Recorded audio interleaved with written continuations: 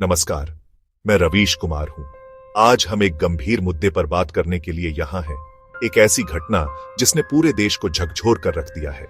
आज हम एक सवाल का सामना कर रहे हैं, एक ऐसा प्रश्न जो हर नागरिक के मन में गूंज रहा है, जो लाखों लोगों को परेशान कर रहा है।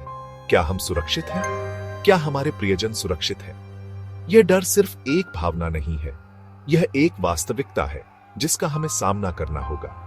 क्या हमारा आकाश सुरक्षित है? क्या हम आसमान में उड़ने वाले विमानों पर भरोसा कर सकते हैं? अहमदाबाद के पास एयर इंडिया क्रैश के बाद देश सदमे में है। हर तरफ मातम छाया हुआ है और हर कोई इस त्रासदी से स्तब्ध है।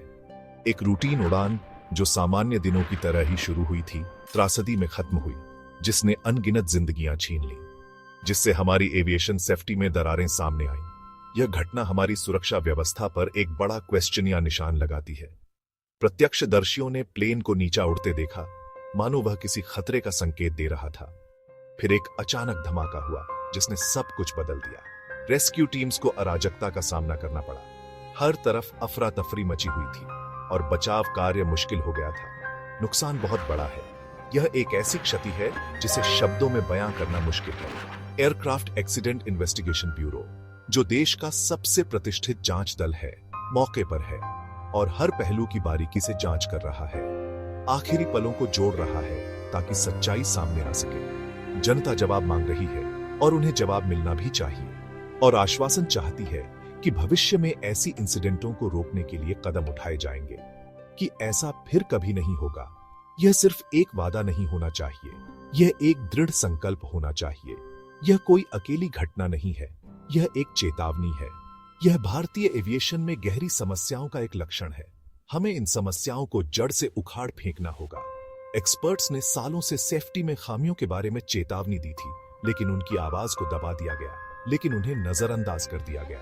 उनकी चेतावनियों को अनसुना कर दिया गया, जिसके परिणाम स्वरूप यह त्रासदी हुई। अब एक त्रासदी ने इन चेतावनियों को सुर्खियों में ला दिया है। अब हम सच्चाई से मुंह नहीं मोड़ सकते।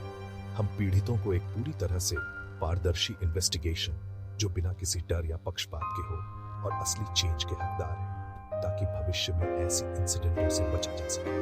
देश जवाब का इंतजार कर रहा है और हम उन्हें निराश नहीं कर सकते। अहमदाबाद क्रैश ने नई दिल्ली में कार्रवाई शुरू कर दी है। पार्लियामेंट की कमेटी ने एविएशन ऑफिशियल्स को बुलाया है, जवाबदेही की मांग कर रही है। ब्लैक बॉक्स मिल गए हैं। इन्वेस्टिगेशन इंटरनेशनल प्रोटोकॉल का पालन करती है। एमपी सवाल करते हैं कि पिछली सेफ्टी रिकमेंडेशंस को क्यों नजरअंदाज किया गया। कमेटी अब सभी पेंडिंग रिफॉर्म्स पर एक स्टेटस रिपोर्ट की मांग करती है। जनता और पीड़ितों के परिवार न्याय चाहते हैं, वादे नहीं। कार्रवाई का समय अब है। पार्लियामेंट ने स्किल्ड एविएशन स्टाफ की एक बड़ी कमी को हरी झंडी दिखाई है। यह कमी अगर समय रहते दूर नहीं की गई तो हवाई यात्रा की सुरक्षा और दक्षता पर गंभीर प्रभाव डाल सकती है। इस मुद्दे पर तत्काल ध्यान देने की आवश्यकता है। Air traffic controllers, maintenance engineers और सेफ्टी इंस्पेक्टर्स बहुत कम हैं। इनकी कमी से हवाई जहाजों की सुरक्षा, जांच और रखरखाव में देरी हो सकती है, जिससे यात्रियों की सुरक्षा खतरे में पड़ सकती है। भारत का बढ़ता एविएशन सेक्टर अपने सपोर्ट सिस्टम को पीछे छोड़ रहा है। मौजूदा इंफ्रास्ट्रक्चर पर भारी दबाव है, जिससे देरी और अन्य समस्याएं हो रही हैं। ओवरवर्कड कंट्रोलर्स और खाली डीजीसीए पद जोखिम बढ़ाते हैं। इन पदों को भरने में देरी से रेगुलेटरी निरीक्षण और सुरक्षा मानकों का पालन कमजोर हो सकता है।